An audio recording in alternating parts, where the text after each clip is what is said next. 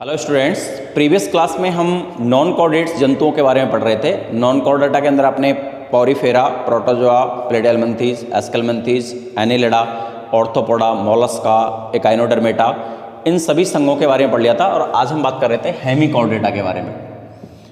हेमीकॉर्डेटा, dear students, ये Chordata संघ से पहले के जंतु हैं जिन्हें हम हेमीकॉर्डेटा के अंदर रखते हैं। इनको हेमीकॉर्डेटा क्यों कहते हैं? क्योंकि इनके अंदर जो इनका सुंड पार्ट होता है उसके अंदर एक मुख्य अंधनाल पाई जाती है, और जिससे पहले नोटोकॉर्ड समझा जाता था। ये इनका एक विशिष्ट लक्षण है और इसलिए इनको कॉर्डेटा कहा गया। लेकिन वास्तव में बाद में देखा गया कि ये नोटोकॉर्ड नहीं है, रीढ़ की हड्डी नहीं है, ये एक अंधनाल है।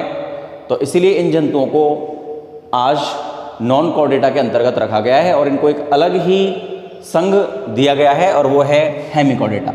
ये एक जंतु का डायग्राम मैंने बनाया है। ये है वेलेनोग्लोसस, जो कि हेमीकॉर्डेटा के अंतर्गत आता है।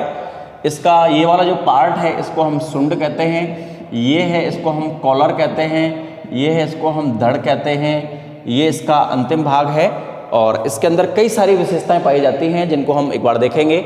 अगर इस जंतु की मैं बात करूं तो ये एकल या निभई होते हैं, या तो ये सिंगल मिलता है समुद्र के अंदर, और या फिर एक कॉलोनी के रूप में रहता है, यानी बहुत ज़्यादा जंतु एक साथ रहते हैं और ये समुद्रीवासी जंतु हैं। दूसरा अगर हम बात करें तो इसका जो शरीर है वो एकदम कोमल होता है, भंगुर होता है और कृमि रूपी होता है, यानी कीड़े के जैसा इस तरह की जो संरचना होती है इसको हम कृमि रूप कहते हैं, वर्म टाइप कहते हैं। नेक्स्ट अगर बात करें तो इसकी सुंड में मुख्य अंधनाल उपस्थित होती है, जिससे पहले नोटोकॉर्ड माना जाता था, लेकिन अब इसे नॉन कॉर्डेटा में रखा गया है या नॉन कॉर्डेटा में आता है। अगर मैं उत्सर्जन की बात करूं तो उसका जो सुंड पार्ट होता है उसमें ग्लोमेरुलस होता है और ग्लोमेरुलस के द्वारा उत्सर्जन की क्रिया संपन्न होती है।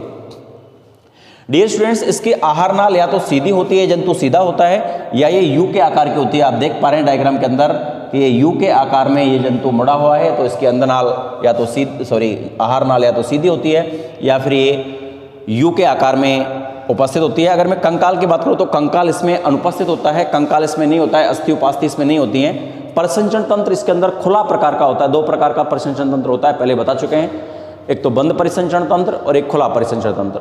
अगर जो रक्त है या रुधिर है वो धमनी और सिराओं में बह रहा है, रुधिर वाहिकाओं में बह रहा है, तो उसे बंद परिसंचरण तंत्र कहते हैं, जैसे मनुष्य। और इनका जो रक्त है उसमें धमनी और सिराओं में वो नहीं बहता है, खुला बहता है, इसलिए इनमें परिसंचरण तंत्र खुला प्रकार का होता है। अगर इसके देह गुहा की बात करूं, जो भी आपको पढ़ा चुके हैं हम पहले, तो ये एंटेरोसील प्रकार की इनकी देह गुहा होती है। नेक्स्ट अगर हम बात करें तो ये जंतु एकलिंगी होते हैं और निषेचन इनमें बाह्य होता है, आंतरिक निषेचन नहीं होता है। परिवर्तन इनमें प्रत्यक्ष भी होता है और अप्रत्यक्ष भी होता है। और इनका जो लार्वा होता है, अगर इनमें अप्रत्यक्ष परिवर्तन होता है तो इनमें लार्वा अवस्था पाई जाती है और उस लार्वा को टॉर्नेरिया लार्वा कहते हैं। एग्जाम में आपसे पूछा जा सकता है कि हेमीकॉर्डेटा या वेलेनोग्लोसस जिस संघ के अंदर आता है उसके लार्वा को हम क्या कहते हैं? Tornaria larva. अगर मैं हेमीकॉर्डेटा के एग्जाम्पल्स की बात करूं तो इसके अंदर वेलेनोग्लोसस जंतु आता है, जो मुख्य रूप से इस संघ का जंतु माना जाता है। तो डियर स्टूडेंट्स, इस तरह से सभी नॉन कॉर्डेटा के संघ, जो कि 11 संघ हम पढ़ने थे पूरे के पूरे जंतुओं के, उनको हम पढ़ चुके हैं। और नेक्स्ट क्लास में हम कॉर्डेटा के बारे में बात करेंगे। ऐसे जंतु जिनमें रीढ़ की हड्डी पाई जाती है, नोटोकॉर्ड उपस्थित होती है, उन्हें हम कॉर्डेटा कहते हैं। इसको हम नेक्स्ट क्लास के अंदर डिस्कस करेंगे। It's all for today. Thank you so much.